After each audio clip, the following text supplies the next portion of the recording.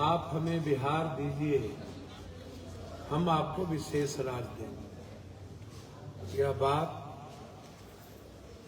सबसे पहली बात नरेंद्र मोदी जी ने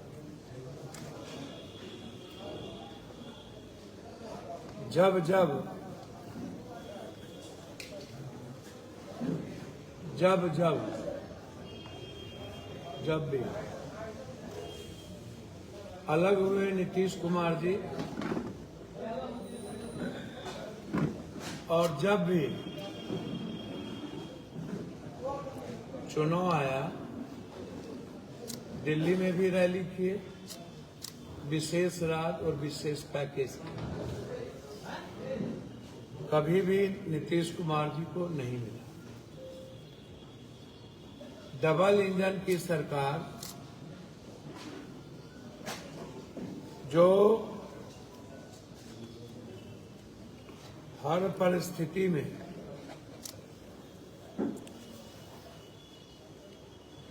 किसी भी कीमत सबसे पहली प्राथमिकता विशेष पैकेज, फैक्ट्री का रिहैबिलिटेशन, पूंजी को बढ़ाना, यह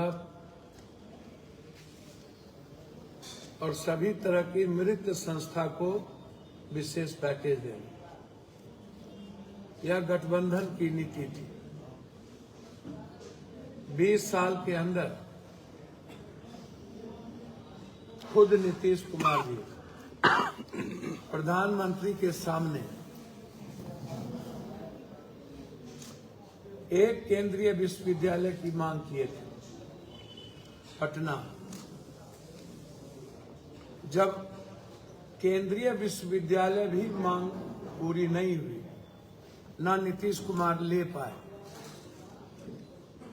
अभी तक। दूसरी बात,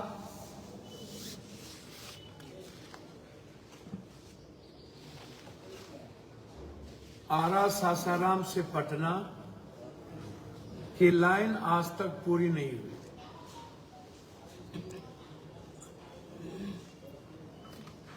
चालीस सालों में 20 साल की इस राजनीति में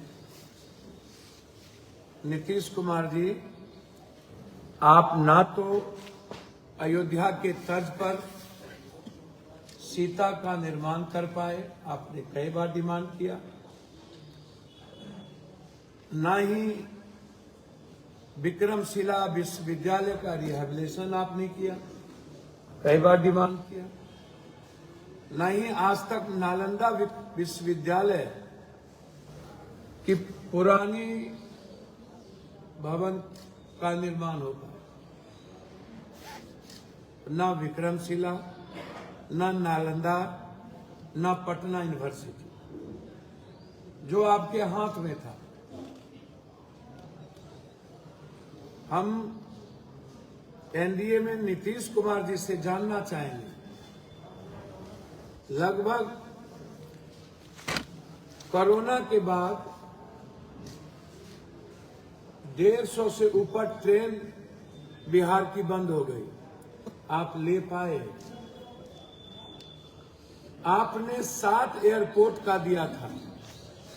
हम चुनौती देते हैं 2025 के पहले मुजफ्फरपुर, रक्सौल, भागलपुर और खुद नालंदा की भी आपने जिक्र की थी। नालंदा एयरपोर्ट, सासाराम एयरपोर्ट,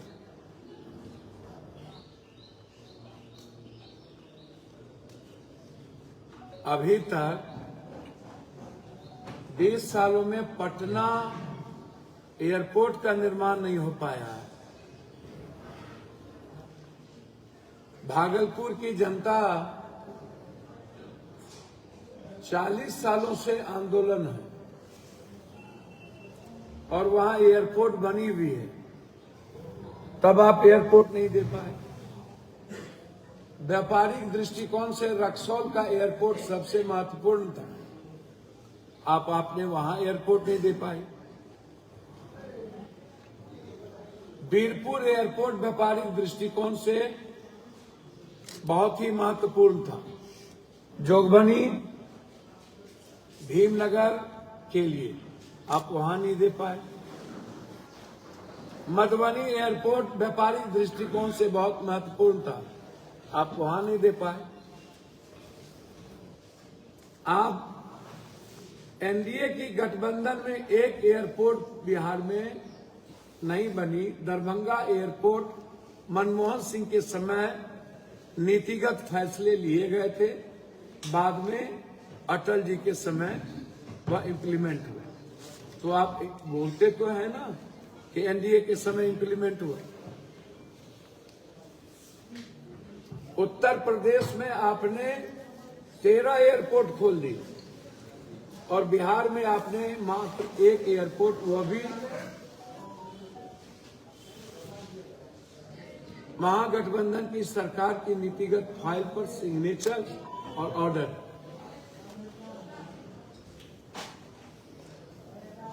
आपने 11,000 करोड़ रुपया 1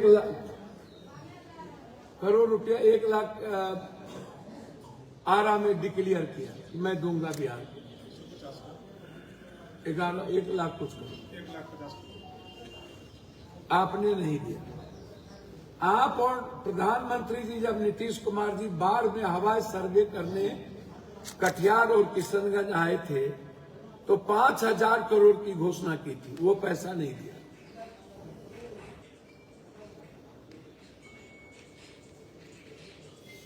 मिथिला, कोसी, सीमांचल में जो लोग कल यहां आए थे, सिंचाई मंत्री भी रह चुके, इन्होंने वादा किया था हर नदियों की मिट्टी, बालू, कंक्रीट को निकालने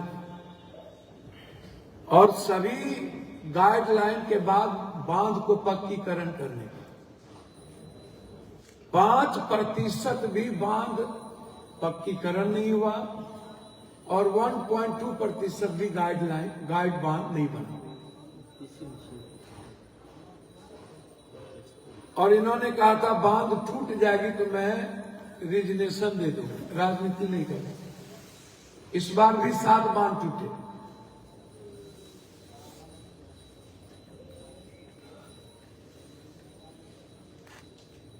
ऊंट के मुंह में जीरा का फोरन,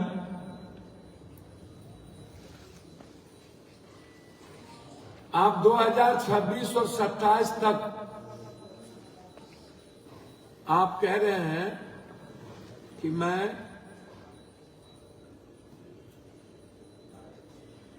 हाईडेम भीमनगर बैरेज का नवीनीकरण के लिए डीपीआर तैयार करेंगे।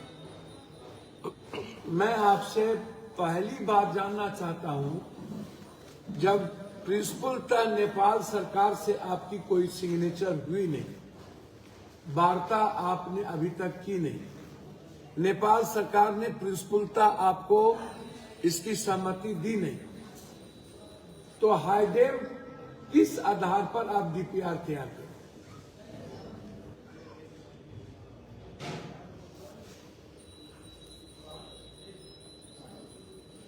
और बिहार की नदियों की मिट्टी स्लैटिंग कब तक होगा?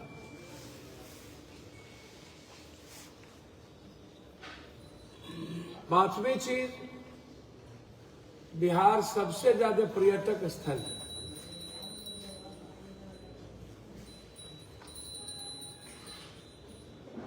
आप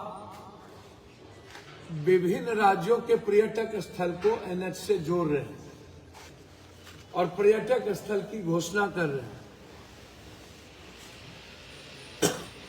आपने विश्वामित्र की जगह बक्सर को पर्यटक स्थल घोषित नहीं किया। आपने शेरशाह सूरी के मकबरा को पर्यटक स्थल घोषित नहीं किया।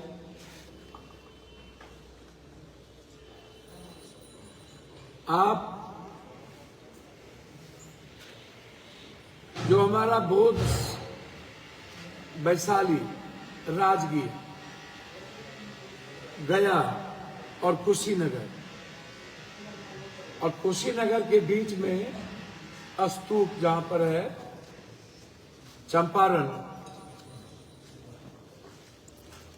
तो चंपारण में कम से कम 32 पर्यटक स्थल, जिसमें वाल्मीकि, भगवान वाल्मीकि की भी सबसे बड़ी, आप वहां भी पर्यटक स्थल घोषित नहीं। गांधी की ऐतिहासिक धरती को आप पर्यटक घोषित नहीं किए। गुरु गोविंद सिंह जी के जन्मदिन को आप पर्यटक स्थल घोषित नहीं करें। भैया, भारत सरकार के द्वारा 11 सालों के अंदर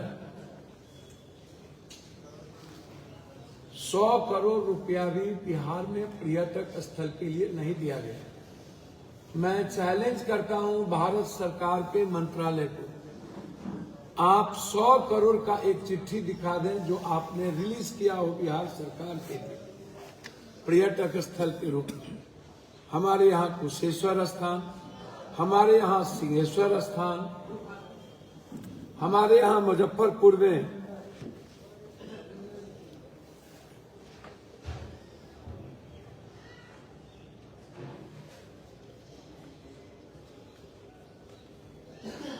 जो भी पर्यटक स्थल हमारे यहाँ हैं, हमारे यहाँ ऐतिहासिक भूमि भी है, साहित्य की भूमि है, रेणु जी की धरती है।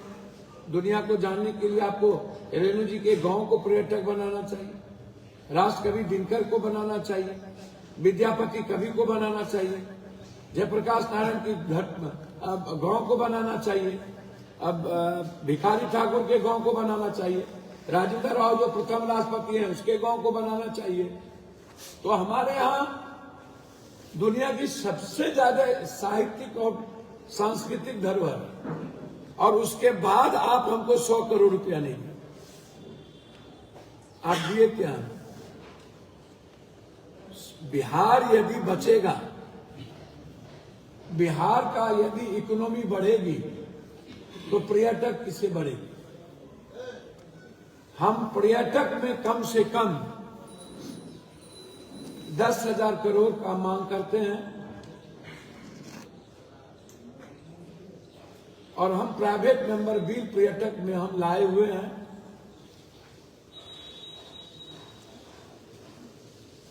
हम अपने धरोहर को दुनिया में को बताना चाहते हैं कि बिहार की साहित्यिक, समाजवाद, आध्यात्मिक, सांस्कृतिक दुनिया में कोई भी जोर नहीं है, लेकिन मेरे पर्यटक को दूर रखा गया। आप 20 सालों में जो बात करते हैं प्रगति की, हम आपसे जानना चाहेंगे गुजरात और महाराष्ट्र में कितने एनएच बने और बिहार में कितने एनएच बने?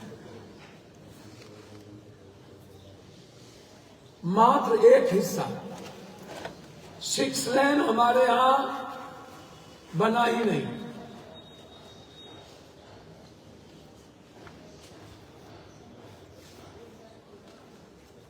भारत के डेवलपमेंट में जनता के टैक्स के पैसे से देश का विकास हो रहा है, ना कि एक किसी पीएम और किसी सीएम का। और उसमें सबसे ज्यादा कम एनएच यदि भारत में कहीं बने हैं वो बिहार, यूपी में ज्यादा, जहां जहां बीजेपी की सरकार रही और किसी की सरकार नहीं जाती।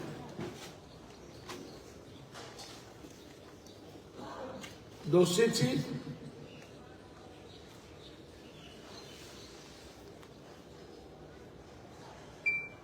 हम जानना चाहेंगे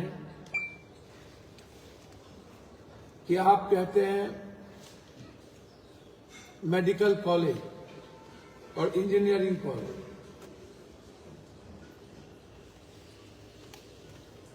62% डॉक्टर की कमी है, 74% टेक्नीशियन लैब की कमी है। मैंने उस दिन भी ये मुद्दा उठाया था।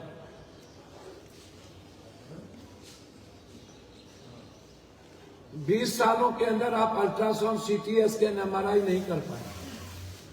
20 साल के अंदर आप अनुमंडल और प्रखंड अस्पताल में आपने अल्ट्रासाउंड, सीटी स्कैन, एमआरआई नहीं दे पाए। आप पंचायत स्तर पर डॉक्टर का निर्माण नहीं कर पाए। आपने कुछ भवन बनाए।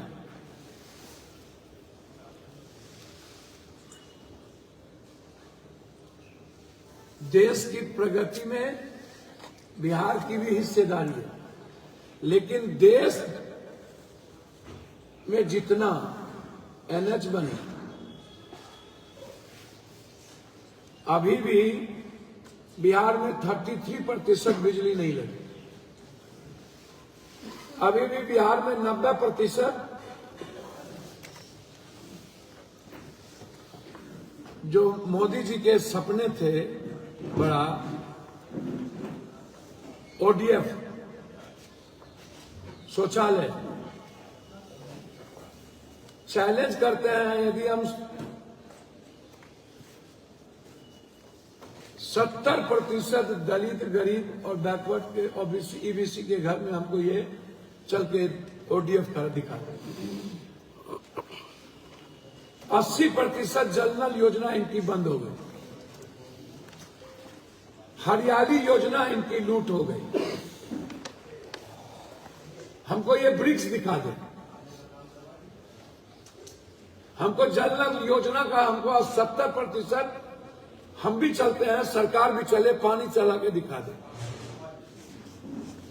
तो ना इनकी हरियाली योजना, जब ये हरियाली योजना का यात्रा करते हैं,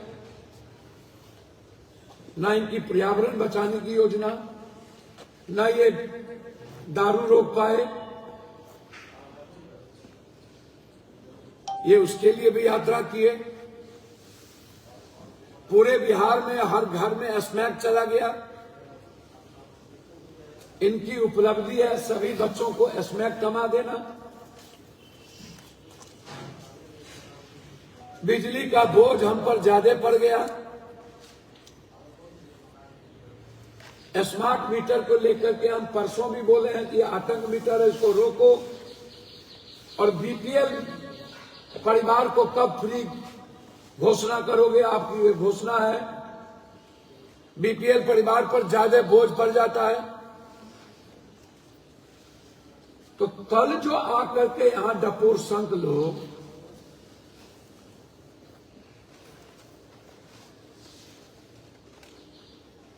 और कुछ लोग यहां कनगोजर बिना हड्डी और बिना पेंदी के लोटा, उनसे हम आग्रह करना चाहें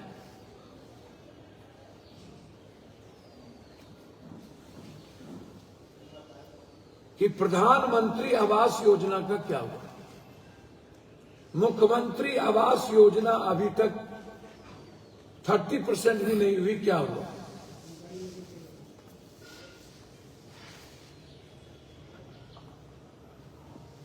एसटी एससी की स्टेपन और छात्रवृत्ति माइनॉरिटीज का, अल्पसंख्यक का क्या हुआ? और क्या यह सरकार, मेरा सीधा आरोप है, सिर्फ हर क्वेश्चन आउट करने के लिए बनी थी? अभी तक 300 पेपर लीक हो चुके हैं। 300 एग्जामिनेशन। एसटी एससी माइनॉरिटीज को 8 लाख, ओबीसी को 12 लाख और जनरल को 18 लाख। यदि आपके पास पैसा है तो पहले आओ, पहले पाओ। नौकरी बिहार सरकार या भारत में जनरल आदमी के बच्चे जो गरीब हैं वो नहीं कर सकते, क्योंकि उनके पास पैसा नहीं है। हर एग्जाम में ये लाठी चलाते हैं, हर एग्जाम में हमारे बच्चों को मारते हैं, हर एग्जाम में 2 दर्जन बच्चे का पैर टूटता है। मामला नॉर्मलाइजेशन का नहीं है, 1 डे और 1 टाइम एग्जामिनेशन का नहीं है। आप विभिन्न टाइम एक एग्जामिनेशन को उसी सब्जेक्ट की उसी वैकेंसी को आप अलग अलग लेके अलग अलग क्वेश्चन ऐड करना बार बार, और उसके बाद 80,000 बच्चे हमारे सर्वर फेल होने के चलते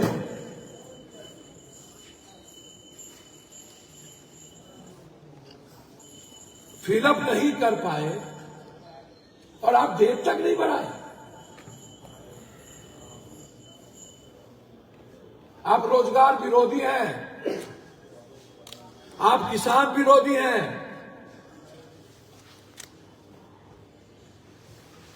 अपराध चरम पर है। जीरो टॉलरेंस का क्या हुआ नीतीश जी? भ्रष्टाचार दुनिया के सबसे ज्यादा कहीं है तो बिहार में है।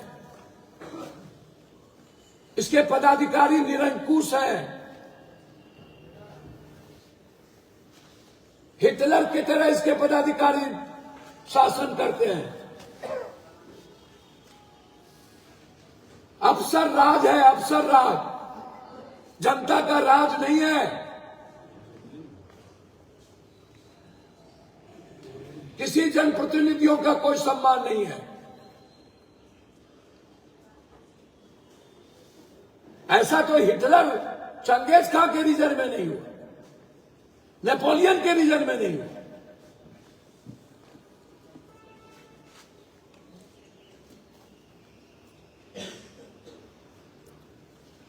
और अपराध और माफिया तो खैर बाप रे बाप, जहां देखो वहां ये 2 गुंडा राज है। एक अफसर का गुंडा राज है और दूसरा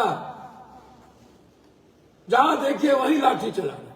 त्रिवेणीगंज में लाठी चलाए पब्लिक को, पटना में लाठी चलाए पब्लिक को।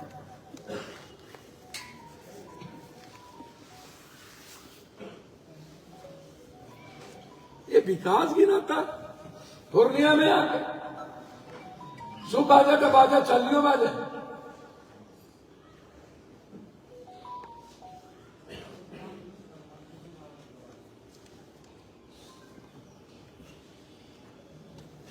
मैं 5 चैलेंज कर रहा हूं आज। पहला चैलेंज है, हिम्मत तो भ्रष्टाचार मिटा के दिखा दो।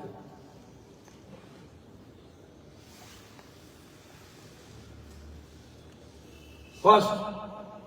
सेकेंड, विशेष राज्य का दर्जा दिखा दे और विशेष पैकेज लाके दिखा दे। यदि इतना ही इनको ताकत है विकास करने की तो सबसे पहले विशेष राज्य। तीसरा, यदि हिम्मत है नीतीश कुमार जी में तो छोड़ दीजिए पूर्णिया यूनिवर्सिटी सेंट्रल, मैं ले लूंगा। आप पटना यूनिवर्सिटी लाके दिखा दीजिए, मैं आपको चैलेंज करता हूं। केंद्रीय विश्वविद्यालय लाके दिखा, मेरा चैलेंज है आपको। हम आपका पैर धो के पिए इस 25 के अंदर। यदि आप इतना ही विकास करना चाहते हैं पर्यटन में आप 10,000 करोड़ रुपया लाके दिखा दीजिए। बिहार को यदि प्रगति चाहते हैं तो सबसे पहले पर्यटन पे ध्यान देना होगा। बिहार में पर्यटन के अलावे हमारे पास सिर्फ दूसरा चीज यदि कुछ है तो वो मछली है, दूध है, मखान है, मक्का है और फूड प्रोसेसिंग है। 3.5 लाख करोड़ टन मछली हम पैदा करते हैं और हम बाहर का मछली खाते हैं। यदि हिम्मत है तो बाहर की मछली रोक करके ये दिखा दे और बिहार के मछली को कंपलसरी करे।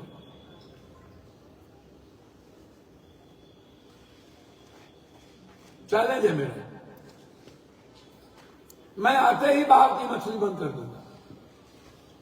सिर्फ बिहार की मछली चलेगा और बाहर की मछली बंद कर देंगे, और बिहार की मछली को हम बाहर भेजेंगे, यहां भी और बाहर भी। हम बाहर के हर मिल्क को बंद कर देंगे टोटल, एक भी बाहर का मिल्क नहीं आएगा। बिहार का जितना मिल्क प्रोडक्शन है, प्रोडक्टिविटी है, उसको हम बढ़ावा देंगे।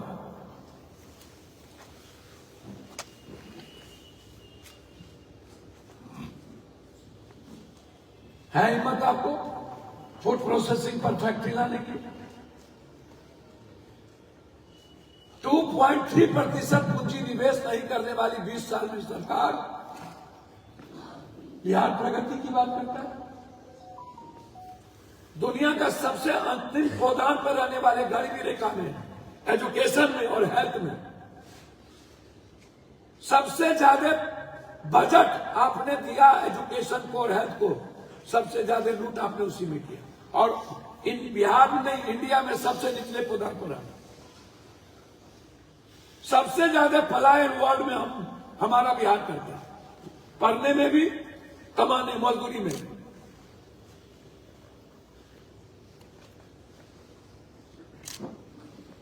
और ये विकास की बात करते, ये यहां के गिरा रहे एयरपोर्ट। परसों भी हमारे मंत्री ने कहा कि टेंडर कर दिया हूं, जनवरी में उद्घाटन करने चलो, शिलान्यास करने चलो।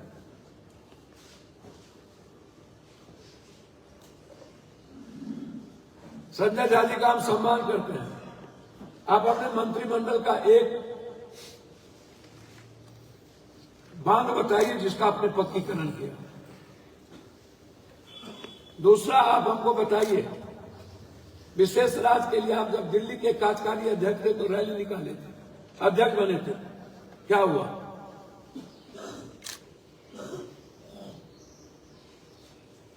यह सरकार अफसर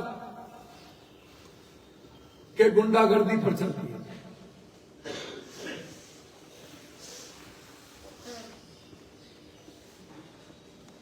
और माफियाओं के ताकत पर चलती है। ये नीतीश राज नहीं है, ये अफसर राज है। ये नीतीश राज नहीं है, अफसर राज, मुखेल कानून।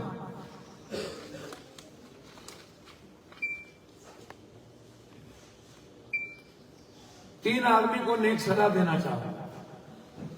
एक मंत्री है जो हमेशा गाली गलौज करता है। मैंने उनसे कई बार कहा, आप सरकार में हैं, तीनों सरकार में,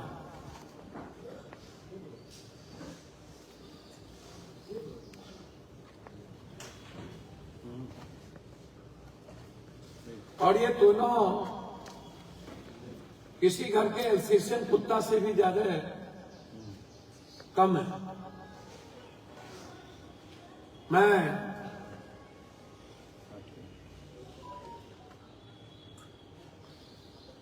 इन तीनों की मदद व्यक्तिगत पारिवारिक भी किया है।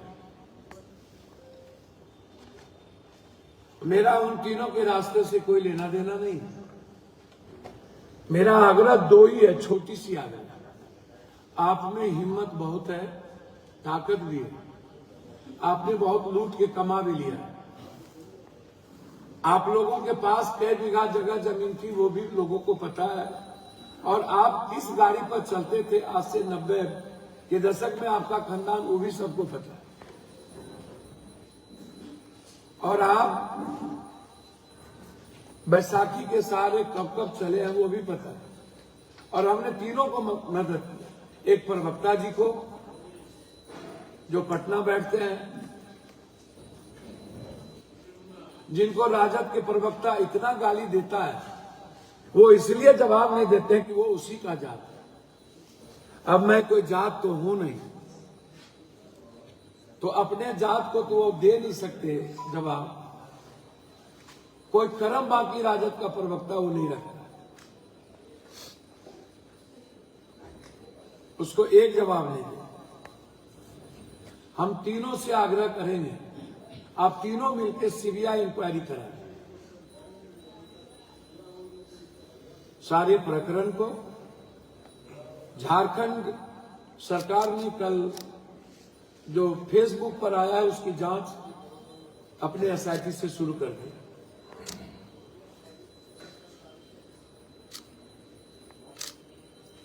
मेरा आग्रह है कि आप गाली गलौज न करें। मैं नहीं चाहता हूं कि समाज का माहौल खराब हो। मैं जिस दिन निर्णय ले लूंगा, शायद आप मेरे एक प्यादे से भी लड़ने की औकात नहीं रखते। जिस दिन क्योंकि मैं उस दिन समाज में फिर क्वेश पैदा हुआ और फिर बिहार में मैं नहीं चाहता हूं कि आपके बयान का जवाब दूं, नहीं तो जातीय और उन्माद न पैदा हो। इसलिए मैं किसी भी परिस्थिति में आपसे हाथ जोड़ता हूं कि आप आलोचना कीजिए, तथ्य के साथ कीजिए, सत्य के साथ कीजिए। आपको पूरा अधिकार है अपनी बात कहने का, लेकिन गाली गलौज करना ये कहीं से भी उचित नहीं है और शब्दों का चयन होना चाहिए। मैं फिर कहूंगा 29 धमकियां मिली और पत्रकार जी लोगों से भी आग्रह करेंगे, बिना पूरे तथ्य को समझे एक व्यक्ति की मुलाकात पटना के यूको पार्क में किसी से होती तो उसके पीछे कोई टेलीफोन तो होगा, दोनों के टेलीफोन का आदान प्रदान तो होगा, उनको बुलाए तो होंगे या मिलने के बाद टेलीफोन से बातचीत तो किन्हीं की हुई होगी। आपको वह अपराधी कहता है कि मेरा टेलीफोन नंबर हमको याद नहीं है। उनको टेलीफोन नंबर याद नहीं है, लेकिन इको पार्क में कोई मिले थे। कौन मिले, कैसे मिला, उस दिन का टेलीफोन नंबर उन दोनों का चेक होना चाहिए कि इको पार्क के नजदीक वो दोनों हैं या नहीं। दूसरी चीज, उस दोनों का टेलीफोन नंबर का कॉल डिटेल बताना चाहिए कि वो कॉल डिटेल में कभी वार्ता हुई या नहीं। तीसरी चीज, यदि थे वो दोनों आदमी तो सीसीटीवी फुटेज से निकालना चाहिए कि वो दोनों गेट पर एंट्री के वक्त, क्योंकि वहां टिकट कटती और गेट पर एंट्री के नजदीक सीसीटीवी फुटेज, तो उस दिन का सीसीटीवी फुटेज उनको खंगालना चाहिए। 3, चौथा चीज,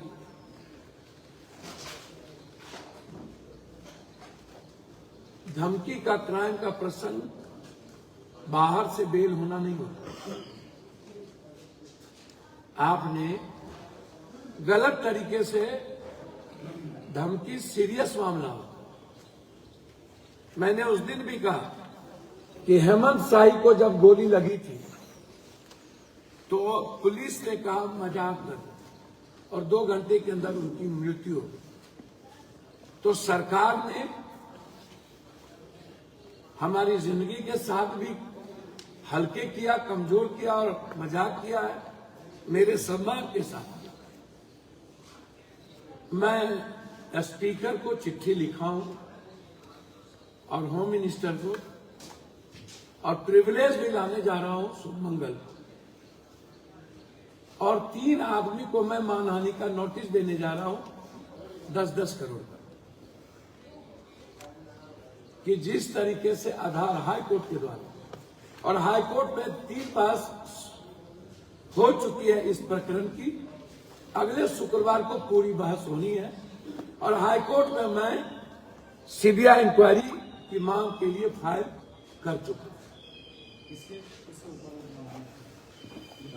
3 व्यक्ति जिनका इस प्रकरण से कोई मतलब नहीं है, एक प्रवक्ता है, एक मिनिस्टर है और एक भाग्य के कारण कभी जनप्रतिनिधि बन गए। किस्मत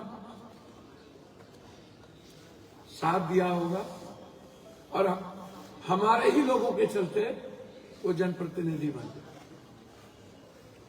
तो उनकी असीम कृपा। ऐसे 3 लोगों पर मानहानि का मुकदमा करूंगा। लॉयर को मैंने सारे तथ्य दे दिए हैं।